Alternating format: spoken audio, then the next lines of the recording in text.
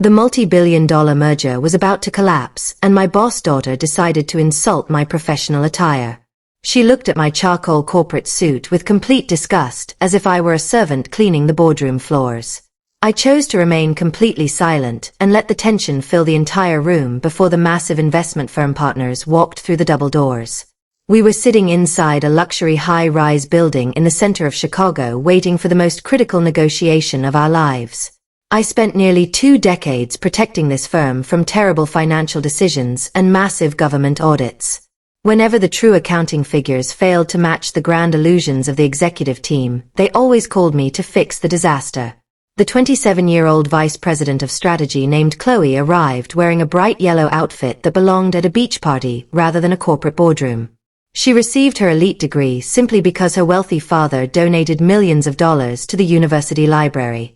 Chloe possessed an irritating vocal tone that could easily shatter glass and absolutely zero business experience.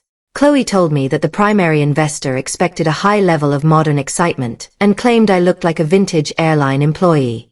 The junior researchers in the room stayed completely quiet because they understood my reputation and knew I possessed all the hidden secrets.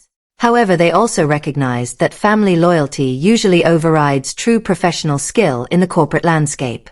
I lowered my voice to a steady frequency and explained that the major investor was not visiting us to watch a runway fashion show. Vincent Vance was coming to determine if he should trust our enterprise with billions of dollars from a massive retirement fund. He cared deeply about the actual net earnings and profit margins rather than the style of my clothes. Chloe rolled her eyes dramatically and complained that I was far too literal before her father Harrison entered the room with loud enthusiasm. Harrison was a silver-haired executive who spent most of his executive hours playing golf at expensive luxury resorts. He praised his daughter's style instantly and told me to keep my heavy binders of financial data hidden under the table. Harrison explained that they were selling a grand vision of the future today, rather than focusing on the dry historical facts.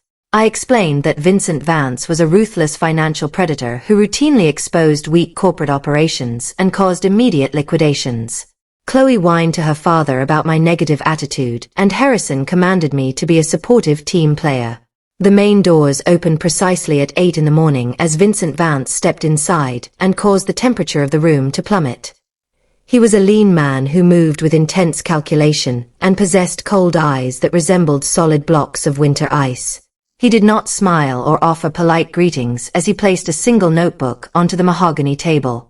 Chloe jumped out of her seat with immense excitement and began shouting confusing corporate catchphrases about modern market synergy. She dimmed the room lights and displayed a presentation slide that contained nothing but meaningless graphic designs and social media references. Vincent stared at the screen with an expression of deep exhaustion and pure professional boredom. When Chloe claimed that her new online marketing campaign would create brand love, Vincent interrupted and stated that emotional sentiment was not a real metric. He demanded to know the exact customer acquisition costs for this new project compared to our traditional distribution channels. Chloe opened her mouth, but nothing came out as she stared blankly at the bright screen. I broke the heavy silence by stating that the customer acquisition cost was $42 per unit, which was 18% higher than our legacy strategy. I added that the lifetime value of these new customers was 30% lower due to a rapid customer cancellation rate.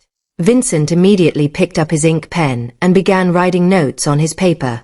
Harrison panicked and called for a brief 10-minute recess to review the presentation materials in the private executive kitchen area. Vincent stood up and commanded me to walk with him toward the public elevators so he could make an important phone call. The long corridor was completely quiet as the thick carpets absorbed the sound of our formal footsteps. Vincent turned to me and asked how long the incompetent daughter had been managing the core operations of the enterprise. I answered that she had been in charge for 3 months because Harrison wanted a family legacy that looked impressive on internet media. Vincent remarked that I was clearly the only structural element preventing the entire corporation from collapsing. The elevator doors opened, but Vincent stayed outside and asked why a talented professional like me endured such constant disrespect. I answered that I constructed the foundational banking relationships and structured the heavy corporate debt while they treated me like ordinary furniture. Vincent smiled like a hunting shark and told me to let Chloe speak without interruption so she could destroy herself. I returned to the boardroom while Chloe yelled in the kitchen that I was merely a glorified administrative assistant with a basic calculator. When the meeting resumed, Vincent bypassed the marketing slides and demanded a full explanation regarding our internal corporate governance. Chloe smiled and proudly stated that the head of our corporate audit committee was her favorite uncle.